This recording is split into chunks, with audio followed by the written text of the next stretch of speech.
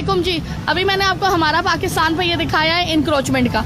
अब ये देखिए जी, ये भाई जो हैं रोड के आगे अपनी गाड़ी पार्क कर रहे हैं, दुकानदार और वो लड़ाई करना शुरू कर दी है, मार कुटाई शुरू कर दी है एक दूसरे के साथ। किधर है एंटी इंक्रोचमेंट मरियम साहिबा की इस वक्त? कॉलेज रोड है जी, ये इनको पता है जी, मैं लाइव थी यहाँ से।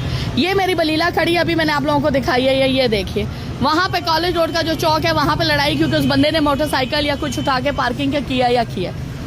एंटी इंक्रोचमेंट वाले प्लीज इन दुकानदारों को समझाएं कि ये जो सामने रोड है ये सरकार की है और जो टैक्स भरते हैं वो गाड़ी वाले भरते हैं। हम अपना रोड टैक्स भरते हैं, सालाना टैक्स मैं भरती हूँ यार। This should be taken very seriously. ये कोई तरीका है कि अगर आप इनकी चीज हटा के करें तो ये पार्किंग में यूं करें, मुझे कुछ करे ना मेरी गाड़ी को, फिर आप देखें।